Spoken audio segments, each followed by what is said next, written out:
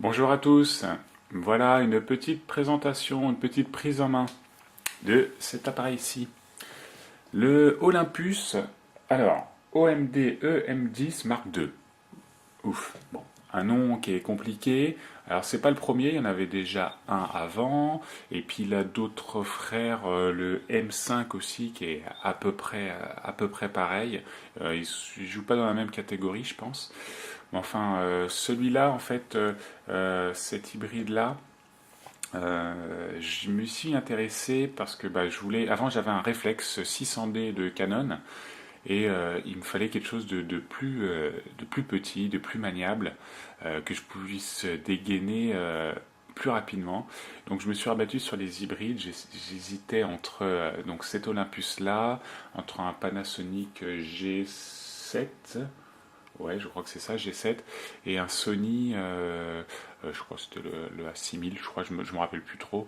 Là, ça fait un mois que je l'ai acheté, celui-ci, et que je l'utilise, donc du coup, je sais plus trop, mais j'hésitais, je cherchais beaucoup de vidéos en français, et puis j'en trouvais pas, enfin, moi, en langue francophone, quoi, et j'en trouvais pas, parce que c'est vrai que l'anglais, quand on fait l'acquisition de ce genre d'appareil-là, on a envie de vraiment comprendre ce qu'on achète, et puis les avis des autres personnes, et en anglais c'était pas toujours simple.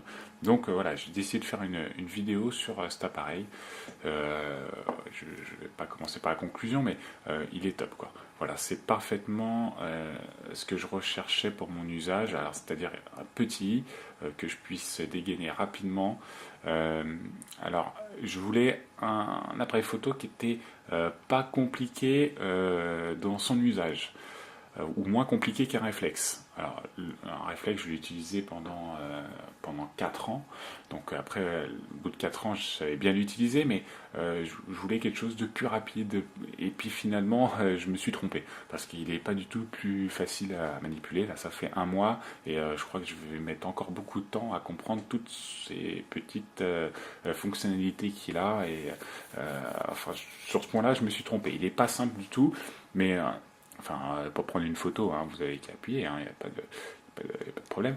Mais enfin, il fait tellement tout que. Et puis, en fait, ça serait très simple si jamais les menus à l'intérieur n'étaient pas si compliqués. Alors, je ne vais pas rentrer dans les détails, mais s'il y avait un point faible, il n'y en a pas qu'un, parce qu'il y en a d'autres, je vais y revenir, mais s'il y avait vraiment un point faible, ça serait les menus. Oh là là, c'est atrocement, tellement c'est une galère. Mais une fois qu'on sait s'en servir, ou au moins ce qu'on a envie de se servir le plus souvent, on a compris le truc, ça va. Mais il y a des fois, on se dit, ah tiens, toi t'étais là, ah bah t'étais bien caché au fond du menu, tout fond, à gauche, à droite, tout ça, c'est très compliqué. Mais enfin, c'est pas un détail, mais ils auraient pu faire plus simple quand même. Peut-être que ceux qui ont déjà un Olympus, et ils comprennent la logique de l'appareil, mais honnêtement, moi avant j'étais chez Canon, et enfin c'était quand même moins compliqué, quoi. Bon, enfin, c'est une petite parenthèse, et ça c'est le premier défaut. Il en a d'autres, mais ce sont des petites choses. Celui-là, je pense que c'est vraiment le plus gros, quoi. Alors, pour vous présenter l'appareil. Bon, alors les caractéristiques, là, je disais, bon, alors il est Wi-Fi, qu'est-ce que je peux dire d'autre, parce que moi je suis pas un expert non plus, mais alors il est pas NFC, il n'a pas de GPS. Alors NFC, perso, moi je m'en fous. Par contre, GPS, c'est un peu plus embêtant, je vous dis, je me balade souvent, et c'est vrai que cette fonction-là, GPS sur la photo, c'est vrai que je le trouve. Enfin, c'est une caractéristique que je trouve sympa, quoi. Et que d'ailleurs, c'était une de mes caractéristiques quand j'ai acheté un appareil, il fallait qu'il y ait le GPS. Bon, alors, il n'y a pas le GPS, mais par contre, Olympus a prévu une application qui est très fonctionnelle, elle par contre, et qui est très pratique. Ça marche, moi j'ai un Android, donc ça marche au moins sur Android. J'imagine qu'elle y est sur un téléphone iPhone, mais en tout cas elle est très pratique, et là-dessus vous pouvez géotaguer vos photos. Donc j'ai pu me rattraper avec ça. Bon, deuxième petit point, il n'est pas un point négatif, en tout cas, il n'y a pas de GPS. Mais ça se rattrape par le biais de l'application. Voilà. Ensuite, qu'est-ce qu'il fait d'autre? Je sais pas. Son poids, il est de 400 grammes, donc très léger, très transportable, vraiment rien à voir avec un réflexe. De toute façon, quand on achète un hybride, je pense que c'est un petit peu pour ça. Et du coup, on est ravis parce que, enfin, 400 grammes, je sais pas ce que ça peut représenter, mais enfin, c'est d'une légèreté. Enfin, le fait qu'il soit léger ne veut pas dire que, enfin, la finition, il est hyper robuste, quoi. Vraiment, la qualité de fabrication, elle est nickel. Il n'y a absolument rien à redire. Il est beau, enfin, il a ce look côté rétro qui est vraiment séduisant, quoi. Et c'est pour ça peut-être aussi que je l'ai choisi, quoi. Parce que franchement, par rapport à un Panasonic G7 qui, ok, fait tout, celui-là aussi fait tout, mais il le fait tout peut-être un peu plus simple, l'autre. Moi, le rétro, côté rétro, moi, il m'a séduit. Et je suis tombé amoureux, quoi. Vraiment. Et quand je le dégaine, honnêtement, enfin, les gens restent pas indifférents, quoi. Donc, il est vraiment très, très, très beau. Et très robuste, très très solide. Ouais. J'irai pas aller le faire tomber. Alors paraît-il que bon, il est anti-poussière. J'en sais rien, je sais pas trop ce que ça veut dire. J'ai vu ça dans les caractéristiques. Bon, par contre, ce qui est certain, c'est qu'il n'est pas tropicalisé. Alors ça, c'est un peu plus embêtant. En tout cas pour moi. Maintenant, moi j'avais un budget qui était à peu près de 700 euros, donc j'ai pu l'acquérir à ce prix-là. Et vous avez son frère, le E5, ouais, E5, Mark II aussi, je crois, qui est lui tropicalisé. Maintenant, c'est pas du tout le même prix. Après, je crois qu'on est dans une gamme un petit peu au-dessus. Je crois qu'il fait un peu plus de choses. Les détails, je les connais pas. Mais c'est vrai que celui-là, vous partez en vacances, etc. La plage, la chaleur, l'humidité. Bon, voilà quoi. Je ne vais pas vous faire un dessin. Moi, je trouve que c'est un petit inconvénient. Mais quand on achète en connaissance de cause, quoi. Donc moi, je le savais bien. Voilà. Pour le prix, voilà, faut pas, on n'allait pas non plus, ils n'allaient pas non plus tout nous mettre dedans, quoi. Donc au moins il est anti-poussière. Donc je sais pas ce que ça veut dire. Moi, je sais ce que ça veut dire anti-poussière, mais pour vous le démontrer, enfin, c'est beau de nous le dire, mais bon, je sais pas, j'imagine que les poussières entrent pas dedans. On va dire ça comme ça. Bon bref. Qu'est-ce qu'on peut dire? Bon, écoutez, on va commencer par les faces. On va faire très rapide, hein. Alors, ce qui est sympathique par rapport aux autres appareils, c'est qu'ils ont mis que d'un côté, enfin moi je trouve ça pratique, que d'un côté les molettes de réglage. Et de ce côté-là, finalement, on va très peu, pas beaucoup s'en servir, enfin pas beaucoup, on va quand même l'allumer. Le bouton on, off. Donc vous avez le on, off. Voilà. Et petite astuce qui est bien sympathique, un petit bouton poussoir et off, vous ouvrez le flash. Voilà. Alors j'ai trouvé ça très pratique. Pas que je me sers du flash très souvent, mais voilà, ça évite un bouton en moins caché quelque part là en général, ou je sais pas, sur le côté. Et là en fait il est avec le on-off, vous avez juste à le pousser vers le haut et ça déverrouille le flash. Donc très pratique. Là, vous avez une touche de personnalisation. Alors, de base, évidemment, ils vous ont mis quelque chose dessus, mais je ne sais plus c'est quoi. De toute façon, moi, j'ai tout changé. Ici, donc, les molettes de réglage, le mode PASM classique avec les différents modes d'Olympus qu'ils ont pu vous mettre, le art, scène. Ça, je ne sais plus trop ce que c'est. C'est pour faire des montages photos, mode caméra classique et mode auto. Mode auto qui est très bien, je me sers pas, mais j'ai pu l'utiliser, et il marche relativement bien, quoi. Les molettes de réglage, donc vous pouvez les personnaliser, hein, vous mettez ce que vous voulez. Celle-ci est très bien, elle tombe très bien sur le doigt, alors il n'y a rien à dire. Ok, celle-là, alors elle tombe bien sur le doigt. Moi j'ai des grandes mains, hein, donc elle tombe un peu moins bien sur mon doigt, sur mon pouce, mais il y a un autre défaut. Alors, heureusement, c'est pas la molette que vous allez vous servir le plus souvent. Vous allez vous servir de ça, et comme elle est personnalisable dans chaque mode, ça va être pratique. Mais celle-ci, il y a un souci, c'est que quand vous visez, en fait, alors ça dépend peut-être de votre œil directeur. Moi, mon œil directeur, c'est le gauche. Donc moi, j'ai tendance à mettre mon nez de ce côté-là. Je regarde de l'œil gauche ici et mon nez va ici. Alors j'ai peut-être une grosse tête ou l'appareil est trop petit, j'en sais rien. Mais du coup, c'est soit mon doigt, soit mon nez. C'est pas les deux, quoi. Donc je suis souvent obligé de retirer mon œil d'ici pour pouvoir utiliser cette molette-là. Alors c'est pas très grave parce que je m'en sers peu. Donc c'est pas très grave, mais je sais pas, quelqu'un qui se sert beaucoup de, je sais pas, on peut avoir dans l'idée de mettre ici, je sais pas, la vitesse et ici l'exposition, ou je sais pas, on se sert des deux. Enfin oui, enfin moi, en tout cas moi c'est le cas, j'ai l'exposition ici, et moi j'ai la vitesse là, et et dans l'idée, on peut avoir envie de le mettre à l'œil et puis de servir des deux en même temps. Enfin, il y en a qui le font certainement. Et ben là, quand vous allez tourner, et très souvent vers la gauche, bah bim, vous allez taper le nez, quoi. Boum, boum, en fait, il y a le nez, quoi, qui est là. Donc, du coup, c'est pas très, très pratique. Alors, soit ils auraient dû décaler l'œil un peu plus vers ici, et du coup, on aurait eu de la place. Ou alors, du coup, faire un appareil plus grand et décaler la molette ici, peut-être. Mais en tout cas, moi, j'ai peut-être un grand nez, j'en sais rien. Mais ça touche, quoi. Alors, autre chose, pendant que j'y suis, alors ça c'est un petit défaut, ça dépend peut-être des personnes, euh, mais en tout cas moi ça me gêne un peu, c'est pas rédhibitoire mais ça me gêne un peu. De toute façon quand je l'ai essayé l'appareil en magasin, je savais que ça allait faire ça, donc là aussi on achète en connaissance de cause. Enfin, si quelqu'un l'achète sur internet et qu'il l'a jamais essayé, il va se retrouver avec un appareil, il va se dire putain mais toute ma main elle touche mon nez, quoi. Donc c'est un peu embêtant. Autre chose, le nez. Alors l'écran est tactile.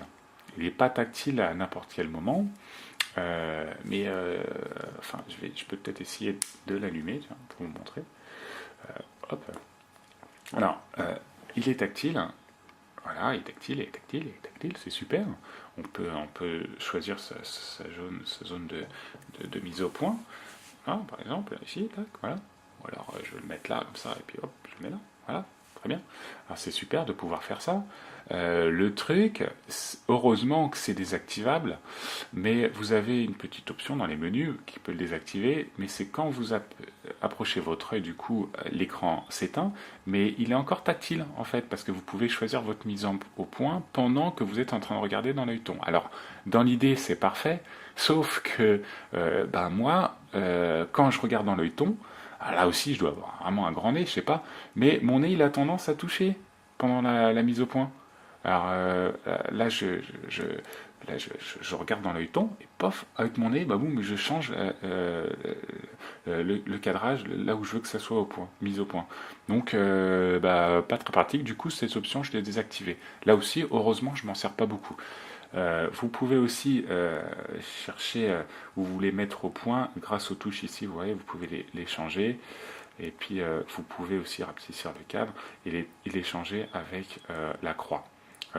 Donc voilà, c'est pas très grave qu'on ne se sert pas de l'écran. Mais n'empêche que votre nez, des fois, il va les toucher. Bon, c'est pas grave, je m'en sers pas. Est-ce que ça marche? Là, c'est l'exposition. Ok. Alors, vous pouvez aussi régler la mise au point, enfin l'endroit où vous voulez mettre au point avec les molettes quand vous le réglez ici. Vous pouvez le régler ici, du coup là ça va aller vers la gauche et puis là ça va monter et descendre. Enfin les réglages, je vous dis, vous pouvez absolument tout faire avec cet appareil, quoi. Donc c'est vraiment bien. Je vais éteindre, on verra peut-être mieux ce qu'il va faire le focus. Voilà. Donc qu'est-ce que je disais? Donc là aussi petit défaut, c'est que vraiment l'appareil il est très compact et du coup ça emmène peut-être un inconvénient. Mais je m'y suis fait, hein. Au bout d'un mois, il n'y a pas de problème, je sais parfaitement où je dois placer mes doigts et mon nez pour ne pas être embêté. Mais faut le savoir avant. C'est un appareil qui est petit, c'est très bien, mais il a ce petit défaut que je vous ai expliqué. Donc voilà, donc je vous ai dit, hein, les molettes qui sont réglables. Vous avez toutes les touches qui sont personnalisables, enfin pas toutes, hein. Celle-ci, la touche enregistrement direct, oui, cette touche FN2 aussi, et cette touche FN1 forcément aussi. Les touches qui sont là ne sont pas réglables, c'est des touches classiques. Donc je vous dis, on va rallumer l'appareil. Les menus, c'est un coup à prendre, hein. Maintenant, je m'y suis fait, mais je sais qu'il y a encore plein de choses à savoir. Donc vous avez le menu ici, d'accord. Vous pouvez tout régler. Je sais pas. Je vais pas expliquer parce que c'est trop compliqué. Franchement, c'est les réglages, ils me prennent la tête. Mais en tout cas, je crois que ouais, à ce moment-là, l'écran n'est pas tactile, hein. Donc vous vous servez que des touches directionnelles. Et ici, vous avez les réglages des réglages. Donc c'est un peu compliqué, mais quand vous voulez régler l'autofocus, les touches, donc les molettes, si vous voulez régler l'écran, la lecture, etc. Enfin, tout se passe ici dans ce menu-là. Vous avez donc un autre menu plus direct qui est là si vous voulez régler le HDR. Ouais, ils ont un mode bracketing qui est pas mal du tout d'ailleurs, c'est ici que ça se passe. Enfin, menu, ils l'ont fait comme ça, je sais pas si c'est bien ou non, moi j'ai trouvé ça compliqué. D'accord. Et après vous avez les menus classiques, le menu classique de prise de photo. Là vous êtes là et dès que vous avez besoin d'une la balance des blancs, vous la réglez de là. Vous pouvez le régler avec la molette ou avec les flèches, ça marche. Donc là on va le laisser sur auto. Si vous voulez changer l'ISO, c'est par ici que ça se passe. Voilà. Je crois qu'à ce moment-là, c'est tactile. Ouais, c'est tactile à ce moment-là. Donc vous appuyez sur OK et vous avez toutes les options de prise de photo qui apparaissent. Donc je vous dis franchement, je suis pas un expert, je ne vais pas rentrer dans les détails de menu, si ça se trouve ça va convenir beaucoup de personnes. Moi j'ai trouvé ça vraiment compliqué. Voilà. C'est peut-être moi aussi, hein, j'en sais rien, mais au bout d'un mois, ça y est, j'arrive à m'y faire. Dès que je veux un truc, je sais parfaitement où le trouver. Donc au moins ça ouf quoi. Bon, voilà, ça c'est la présentation de l'appareil. Donc je vous ai parlé du flash, du poids de l'appareil qui est extrêmement léger. Les batteries, on va dire 250 photos, donc c'est peu. Avant avec mon Canon, je pouvais en faire 400, la batterie elle est encore vivante. Là j'ai directement racheté une batterie quoi, même deux. Comme ça, je suis sûr d'être jamais à court. Vous avez la carte SD aussi qui est là. Donc, carte SD et batterie. Je vous dis, 250 photos, c'est peu. Donc, peut-être le système d'accroche là, j'aime pas trop. Pour moi, un peu trop fragile par rapport au reste de l'appareil. Vous avez l'appareil qui est vraiment solide et tout. Et puis, quand vous manipulez cette petite ouverture, je sais pas, on a une espèce je sais pas, on a l'impression que c'est pas solide quoi. Donc à manipuler avec précaution, sachant qu'on va l'ouvrir au moins à chaque fois qu'on va shooter quoi. Parce que, moi 250 photos, je shoote beaucoup quoi, et du coup je l'ouvre relativement souvent. Pareil pour la carte SD, quand on veut la vider ou quoi, bon, on peut le vider de l'appareil, mais ça aurait été pratique de pouvoir recharger pardon, son appareil photo avec une prise USB par exemple qu'on aurait branché là avec les autres prises ici par exemple avec la prise USB, tac, on recharge directement et là on peut pas. Donc bon, il faut sortir la batterie, donc c'est un clapet qu'on va utiliser relativement souvent et que je trouve moins solide que le reste de l'appareil. Voilà, donc on va parler après des photos. Je vais essayer dans la vidéo d'inclure un peu des photos. Je vais essayer de le faire au montage. Alors je vous dis, je suis pas très doué, donc c'est pas terrible. Ah oui, juste pendant que je vois la Dragon, elle n'était pas fournie avec, hein. C'est juste toujours dans l'esprit de vouloir dégainer mon appareil rapidement et de l'avoir souvent en main avec une certaine protection. J'ai acheté cette petite Dragon supplémentaire. La Dragon officielle, elle est là. Je ne vais pas vous en parler pendant 10 ans parce qu'elle est très classique.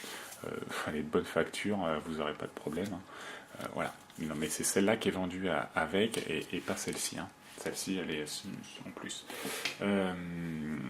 Oui, donc alors, en ce qui concerne les photos, je le disais, elles sont juste excellentes. Alors vraiment, je vais essayer de mettre des photos pour argumenter. Je vais les prendre avec cette optique-là pour que ça soit clair. Hein. Donc l'optique, c'est celle de base 14-42. Je ne sais pas si on peut appeler ça pancake d'ailleurs. Ouais, je pense que c'est le pancake. Il est très fin. Vraiment, il n'y a pas de souci avec ça. Euh, les photos sont, je sais pas, moi je prenais enfin, je vais me lancer des fleurs, mais je prenais des très bonnes photos avec mon 600D. C'est un capteur APS-C de 18 millions de pixels, je crois. Et celui-ci, enfin, je suis largement au-dessus, quoi. Enfin, vraiment, je m'auto-congratule, mais vraiment, je suis plus satisfait avec cet appareil-là qu'avec mon Canon. Alors, il y a un petit truc en plus, que d'ailleurs, je vais pas parler, je crois, c'est la stabilisation de l'appareil. Donc, c'est l'appareil qui est stabilisé. Il est stabilisé sur 5 axes, et dans les photos, franchement, ça se ressent, mais vraiment. Il est incroyable, ça marche vraiment au top, quoi. Alors, avec mon ancien appareil, c'était forcément les objectifs qui étaient stabilisés, et peut-être que je m'y prends mal aussi pour prendre les photos, quoi. Peut-être que j'ai pas la bonne position, etc. Mais enfin, j'avais pas 100% des photos qui étaient bonnes, quoi. Vraiment, il fallait m'y reprendre à plusieurs fois pour avoir une bonne photo. Là, clairement, je peux shooter n'importe quoi. J'ai l'impression que c'est une super photo. Voilà. Je vais pas m'éterniser. Enfin, je vais pas aller jusqu'à une pause longue, mais je veux dire, je suis, on va dire en pause, je sais pas, je suis à 1/16e. J'arrive à prendre des photos qui sont extrêmement nettes, quoi, avec cet objectif-là. Je parle de cet objectif parce qu'il est bien, dans la plupart des situations. Enfin, j'en ai acheté d'autres tout de suite, hein, parce que je vais pas me servir de ça tout le temps. Hein. Là, je me sers beaucoup du 45 mm fixe, où là, le piqué est juste extraordinaire. Celui-là, il est bien dans toutes les, les conditions, quoi. Vous êtes dans la rue, vous voulez shooter, vous prenez celui-là, il est très bien.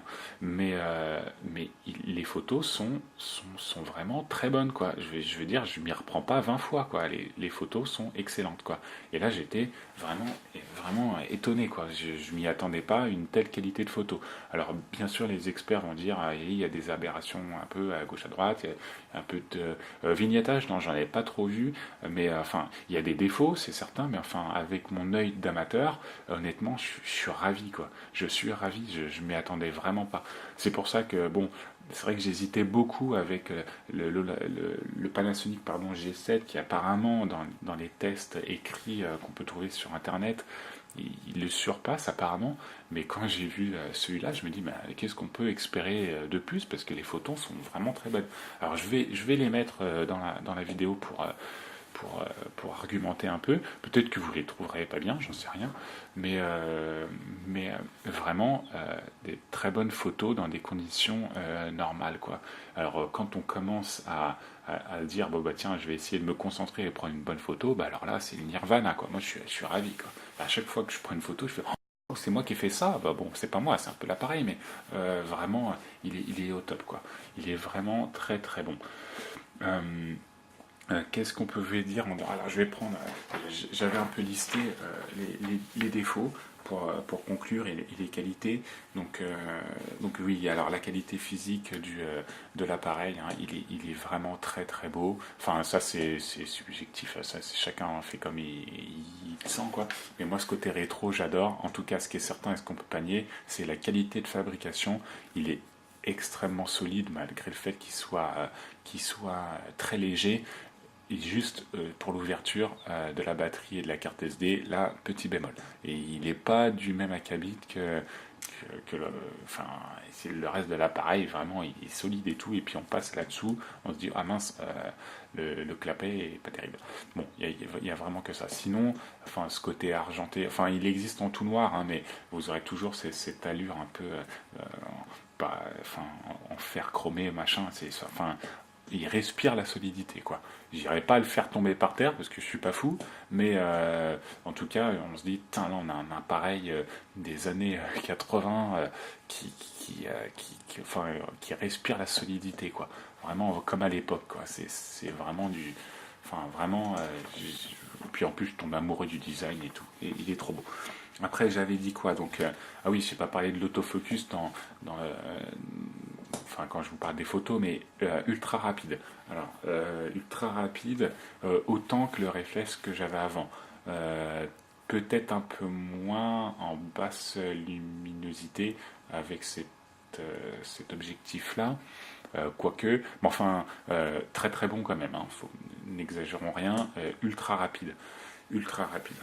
Le viseur, alors j'ai pas parlé du viseur, effectivement. Le viseur, alors quand je le mets à l'œil, toujours ce nez qui va toucher l'écran là, mais c'est pas grave. Le viseur, enfin quand je regarde dedans, je vois l'image complète, quoi. Et pas comme dans mon Canon. Alors là, c'est un viseur électronique. Mon Canon, c'était mieux, c'était un viseur optique, mais quand je regardais dedans, je voyais pas tout, quoi. J'étais obligé de me tordre, quoi. Là, je mets mon œil, je vois tout. Pareil pour ma femme, donc enfin, c'est peut-être en fonction des gens, mais là, on voit absolument tout dans le viseur, c'est ultra agréable, y compris les caractéristiques de la photo que vous allez prendre, ils sont tout indiqués tout autour, et c'est vraiment, vraiment très, très agréable. Donc la qualité d'image, je l'ai dit, la stabilisation, je l'ai dit, elle est au top, vraiment, je ne sais pas comment ils ont fait, mais non, vous pouvez prendre une photo de n'importe quel sens, en bougeant, même en bougeant, je veux dire, vous arrivez à prendre des photos nettes, quoi. Donc c'est vraiment impressionnant. Oui, alors, les défauts, on va passer aux défauts. Des qualités, il y en a certainement d'autres, mais enfin, vous avez peut-être dû les entendre. Alors les défauts, ah oui, j'ai pas parlé de la vidéo, pardon, il y en a un que ça intéresse. Moi, je fais un peu de vidéo, mais avec mon Canon, j'étais très très limité. Limite, j'y arrivais pas. Bon, j'y arrivais un peu, mais c'était pas terrible. Là, clairement, vous serez ravis. Parce que il a tout plein de modes, tout plein de filtres, etc. pour la vidéo, c'est très très intéressant. Par contre, et ça c'est pour l'avenir, il n'est pas 4K. Alors vous pouvez filmer en 1080, en 60 images par seconde, ça se voit, c'est fluide, c'est vraiment impeccable, mais par contre pour l'avenir, moi c'est un appareil que je compte garder, la 4K, ça aurait été quand même un petit plus pour plus tard. Aujourd'hui, je ne vais pas m'en servir, j'ai pas les équipements qu'il faut, l'ordinateur, j'ai pas celui qu'il faut, mais je me dis d'ici 2 ans, j'espère encore avoir cet appareil-là et il n'y aura pas de 4K. Et ça, c'est un peu dommage. Bon. Maintenant, je vous dis franchement, 1080 60 images par seconde, je l'ai testé. Enfin, c'est au top. Voilà, c'est tout ce que j'ai à dire. Ah oui, alors la vidéo, il fait des images à 120 images par seconde. Alors j'ai testé, c'est super, c'est génial. Ça sert pas à grand chose, sauf pour faire des beaux ralentis. Mais ce qui est dommage, c'est en VGA. Alors, vous faites des images à 120 images par seconde et vous le mettez sur une télé 1080, enfin une télé Full HD. Pour moi, il n'y a aucun intérêt en fait. Je comprends pas. Alors, à moins de le regarder sur un téléphone, et encore, j'ai pas essayé, peut-être sur le téléphone. Peut-être que ça serait intéressant de. Ouais, c'est peut-être pour un téléphone, j'en sais rien. Mais enfin, du coup, je m'en suis servi une fois. Je m'en servirai pas d'autres fois. En tout cas, la caractéristique est là, quoi. Il filme en 120 images par seconde, mais en VGA. Après, oui, pour ceux que ça intéresse, il n'y a pas d'entrée casque ou que ce soit, ni micro. Voilà. Moi, ça m'intéresse pas. La vidéo, je m'en sers, mais enfin, le micro, l'appareil me convient très bien. Donc, si vous voulez brancher un micro, vous pourrez pas. L'écran, oh là là, j'ai pas parlé de l'écran orientable. Oui, l'écran, bien sûr, il est orientable. Alors, il est orientable comme ça. Voilà, alors on va se mettre comme ça, plusieurs. Voilà, il est orientable. Alors, vous pouvez le mettre comme ça. Alors, c'est pratique, hein. Je m'en sers souvent. C'est très pratique. Il est orientable aussi vers le bas. Donc, comme ça, vous pouvez prendre des photos vers le haut. Par contre, il n'est pas sur rotule et vous pouvez pas le tourner du coup. Vous prenez pas des beaux selfies de vous. Dommage, hein. Mais bon, c'est pas grave. Enfin, pour moi, c'est pas grave, mais il faut savoir qu'il n'est pas sur rotule ici, de ce côté-là. Du coup, vous pouvez pas l'ouvrir de façon à avoir l'écran en face de vous, quoi. Voilà. Tu vois, si on le mettait dans ce sens-là, ce serait plus pratique. Et puis, alors qu'est-ce qu'il y a d'autre? Oui, alors l'écran tactile, j'en ai parlé, hein, cette histoire de nez. Bon, l'écran tactile, c'est un plus, c'est pas un indispensable. Moi, je suis à l'ancienne et ça me va très bien, quoi. Si j'ai besoin de mettre ma mise au point, je le fais avec ma touche directionnelle ou avec les molettes en fonction du mode que j'ai sélectionné. Mais c'est un plus. On peut pas dire qu'il soit aussi précis que quand vous utilisez votre téléphone, par exemple. C'est une dalle qui est tactile, mais bon, on revient un petit peu 3-4 ans en arrière, quoi. C'est pas le top, quoi. Moi, je m'en sers pas, donc c'est pas vraiment, mais ça peut être un point négatif. Franchement, je crois que j'ai fait le tour. Euh, euh, j'ai réfléchi à ce que je peux dire d'autre. Non, je pense que enfin, vous l'avez compris, hein, moi cet appareil, j'en suis tombé amoureux. J'espère que je vais pouvoir le garder longtemps. Euh, En fait, pour que j'en change, il va falloir que, enfin, qu'est-ce que je pourrais lui demander de plus, quoi. Franchement, j'en sais rien, quoi. Euh, Moi, c'est surtout forcément, surtout pour faire des photos. Mais, et moi, les photos que je prends, c'est des photos au calme et tout. Je fais pas mal de macros, tout ça. Donc, je prends mon temps pour prendre la photo les images qu'il délivre, elle est tellement bonne, quoi. Vraiment, je suis ravi. Le piqué est extraordinaire, quoi. Avec certaines optiques, hein, pas avec celle-là. Et celle-là, le piqué est bon. Et, enfin, il est bon. Voilà, il est bon et il est bien. Voilà. Vous partez en vacances, vous prenez cette optique-là, elle va être un petit peu limitée, hein, c'est un 14-42, donc c'est un petit peu limité, mais il prend des bonnes photos, mais moi je me sers principalement du 45 mm fixe, et, et, c'est incroyable, quoi. Je fais des portraits de ma femme. Oh là là, encore. C'est incroyable et elle est trop heureuse. C'est moi aussi d'ailleurs parce que je suis un peu fier de moi tout ça. Et puis ma fille pareil. Et puis c'est vraiment agréable de se dire tiens, je prends 10 photos et il n'y en a pas 5 de foutus, quoi. Je prends 10 photos, les 10 on peut les garder, quoi. Enfin, ça vient pas de moi, hein, c'est vraiment de l'appareil. Et là-dessus, je me dis, ben, finalement, enfin, qu'est-ce qu'on peut lui demander de plus, quoi. Voilà. Donc, effectivement, il pourrait faire des meilleures vidéos en 4K, machin, truc, mais non, moi, ça m'intéresse pas. Je voulais un appareil qui est petit, qui est léger, qui est fonctionnel. Alors ça, entre guillemets, parce qu'il est fonctionnel, mais seulement quand on arrive à s'en servir. Et c'est pas toujours le cas. Mais quand on sait, quand on a bien lu sa notice, qui pèse comme ça, là ça va. C'est l'appareil, c'est vraiment l'appareil qu'il me fallait. Et, et après tout, c'est pour l'appareil photo, pour les photos qu'on achète un appareil, hein, dans la majorité des cas, et, et, vous serez dans tous les cas ravis. Voilà. Donc j'espère que il doit y avoir plein de choses que j'ai oubliées. Alors je suis désolé, j'ai pas l'habitude. C'est vrai que j'aime bien faire les petites vidéos comme ça, j'aime bien les regarder sur YouTube et c'est vrai que ça donne envie, donc je vous en propose une ou deux comme ça, par-ci par-là, mais je suis désolé si c'est pas complet, mais surtout si vous avez des questions, n'hésitez pas. Si il y a des choses que j'ai oubliées, et il y a certainement des choses même sûrement des choses que j'ai oubliées, n'hésitez pas à me le dire et puis je pourrais essayer de vous renseigner au mieux, enfin de la façon que je peux en tout cas. Voilà pour cette petite prise en main qui était finalement un peu longue. Donc du Olympus OMD EM10 Mark II. C'est un gros nom, mais c'est un gros appareil, donc il le mérite. Voilà, allez, à bientôt.